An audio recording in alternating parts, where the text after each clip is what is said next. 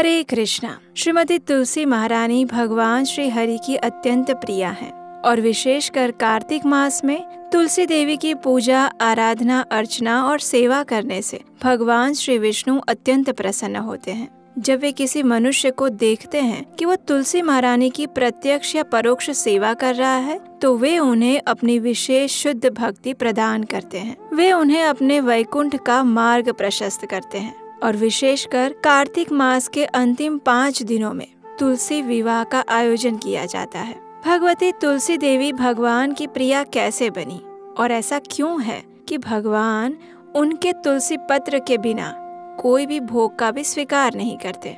ये सब हम जानेंगे इसी तुलसी विवाह कथा की हमारी विशेष श्रृंखला में। तो चलिए आने वाले इस तुलसी विवाह के उपलक्ष्य में हम श्रवण करते हैं तुलसी विवाह से जुड़ी हुई पौराणिक कथा का और हमारी इसी कथा श्रृंखला को आगे बढ़ाते हुए श्रवण करते हैं आज के अध्याय का। जगद्धात्री नमस्तुभ्यं विष्णोश्च प्रियवल्लभे यतो ब्रह्मादयो देवः सृष्टि स्थिति अंतकारिणः।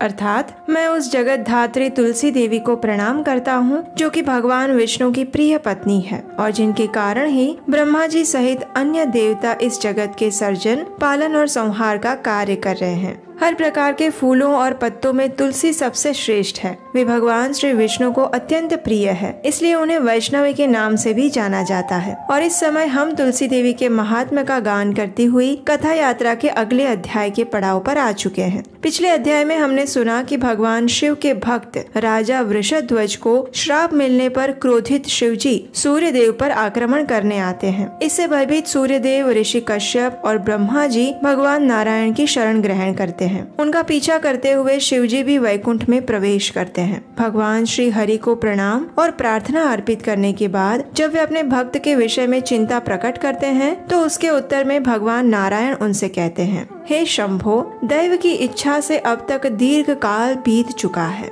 यद्यपि वैकुंठ में अभी आधी घड़ी का ही समय बीता है, लेकिन पृथ्वी पर आपके द्वारा वर्णित संपूर्ण घटनाक्रम को हुए 21 युग समाप्त हो चुके हैं। आपके भक्त वृषध्वज को काल ने अपना ग्रास बना लिया है। इतना ही नहीं, उसका पुत्र रथध्वज भी अब अपना आयुष्य समाप्त करके पृथ्वी लोक से जा चुका है। इस समय पृथ्वी पर रथध्वज के 2 पुत्र हैं, जिनके नाम है धर्मध्वज और कुशध्वज। सूर्य देव के श्राप से आज भी वे श्रीहीन हैं। उनका राज्य भी उनके हाथ में नहीं है। उनके जीवन का एकमात्र उद्देश्य देवी लक्ष्मी की उपासना ही है और इसलिए उनकी पत्नियों के गर्भ से लक्ष्मी देवी अपनी एक कला से जब उनकी पुत्री रूप में प्रकट होंगी, तभी उनका राज्य, संपत्ति और श्री उन्हें पुनः प्राप्त हो पाएंगी। अतः हे महादेव, अब आप अपनी चिंता का त्याग करें और अपने धाम में पुनः लौट जाएं। भगवान के ये वचन सुनकर शिव जी का मन शांत हुआ और वे वापस अपने कैलाश धाम में आ गए। ब्रह्मा जी, सूर्यदेव और कश्यप ऋषि भी अपने अपने स्थान पर लौट आए।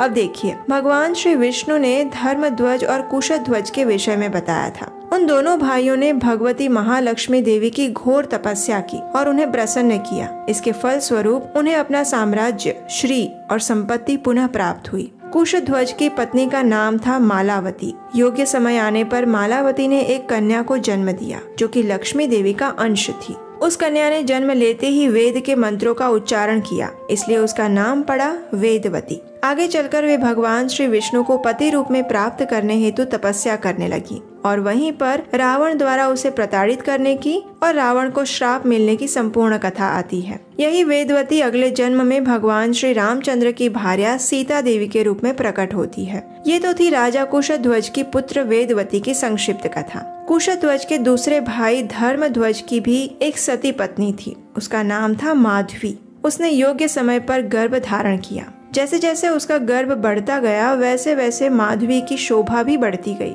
आखिर कार्तिक मास की पूर्णिमा के दिन माधवी ने एक अत्यंत सुंदर पुत्री को जन्म दिया। उस दिन शुभ योग, शुभ क्षण, शुभ लग्न और शुभ ग्रह का संयोग था। ऐसे पवित्र समय में शुक्रवार के दिन जन्मी ये बालिका लक्ष्मी देवी का अंश थी। उसका मुख कमल शरद पूर्णिमा के चंद्रमा के समान था। उसके नेत्र शरद कालीन प्रफुल्ल कमल के समान थे। अधर पके हुए बिंबफल जैसे दिख रहे थे। वो कन्या किसी को भी मंत्र मुग्ध करने वाली थी। उसके हाथ और पैर के तलवे लाल थे। वो सदा 16 वर्ष की किशोरी जान पड़ती थी। उसके शरीर की कांति चंपक पुष्प जैसी थी। वो इतनी सुंदर थी कि उसकी तुलना किसी अन्य के साथ करना असंभव था और इसीलिए विद्वानों ने उसका नाम रखा तुलसी।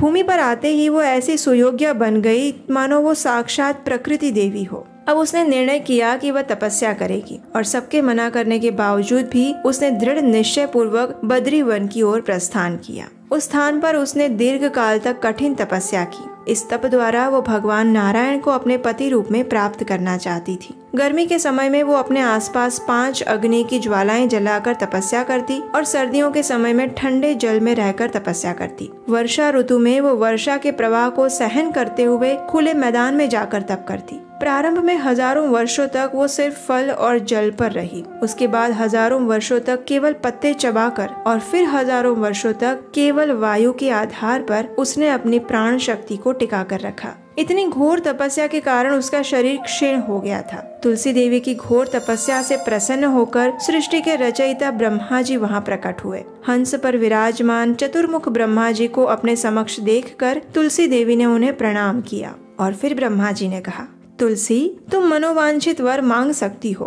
अपने मन की इच्छा को निसंकोच होकर बताओ। भगवान श्री हरि की भक्ति, उनकी दासी बनना अथवा और कोई भी सिद्धि या ऐश्वर्य तुम्हें चाहिए तो वो तुम मुझसे मांग सकती हो। ब्रह्मा जी के वचन सुनकर तुलसी देवी ने कहा, हे तात पितामह, पूर्व जन्म में गोलोक वृंदावन में मैं तुलसी नाम की गोपी थी। उस समय मुझे भगवान की संगिनी, उनकी दासी और उनकी सखी बनने का सौभाग्य प्राप्त हुआ था। लेकिन एक दिन मेरे दुर्भाग्य के कारण श्रीमती राधिका द्वारा मुझे पृथ्वी पर आने का श्राप मिला और उसी के फल स्वरूप मुझे इस मानव योनि में पृथ्वी पर आना पड़ा है। भगवान गोविंद ने उस समय मुझसे कहा था कि हे देवी, तुम भारतवर्ष में रहकर तपस्या करना। जब ब्रह्मा जी तुम्हें वरदान देने आएंगे तब मेरे चतुर्भुज स्वरूप श्री विष्णु को तुम पति रूप में प्राप्त कर पाओगी। भगवान के इन वचनों को मैंने शिरोधार्य किया और फिर मैंने अपना उस दिव्य देह त्याग करके इस भूतल में भौतिक देह प्राप्त किया। हे ब्रह्मदेव, कृपया आप मुझे वरदान दीजिए कि मैं भगवान नारायण को अपने प्रियतम पति के रूप में प्राप्त कर सकूं।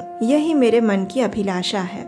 तुलसी देवी की बात सुनकर ब्रह्मा जी ने कहा, हे देवी, भगवान श्री कृष्ण के अंग से प्रकट एक गोप जिसका नाम सुदामा है, वो भी श्रीमती राधिका के श्राप के कारण इस समय पृथ्वीलोक में वास कर रहा है। उस परम तेजस्वी गोप को भगवान श्री कृष्ण का साक्षात अंश माना जाता है। श्राप के कारण उसे धनु वंश में जन्म लेना पड़ रहा है। तीनों लोकों में वह शंखचूड़ के नाम से प्रसिद्ध है। इस समय वह समुद्र में विराजमान है। भगवान श्री कृष्ण का अंश होने के कारण उसे पूर्व जन्म की स्मृति है और तुम भी पूर्व जन्म के सभी प्रसंगों से परिचित हो। इस जन्म में श्री कृष्ण का अंश शंखचूड़ तुम्हारा पति बनेगा और उसके बाद शांत स्वरूप भगवान नारायण तुम्हारे पति बनेंगे। भगवान की लीला द्वारा तुम्हें श्राप मिलेगा और फिर तुम एक पौधा बन जाओगी। वृक्ष बनकर रहते हुए तुम्हें इस जगत को पावन करने की शक्ति प्राप्त होगी। भगवान विष्णु तुम्हें प्राणों से भी अधिक प्रेम करेंगे। तुम्हारे पत्र के बिना उनकी पूजा और भोग निष्फल माने जाएंगे। वृंदावन में वृक्ष रूप में रहते हुए तुम वृंदावनी के नाम से जानी जाओगी। हे तुलसी देवी, मेरे वर के प्रभाव से तुम वृक्षों की अधिष्ठात्री देवी बन जाओगी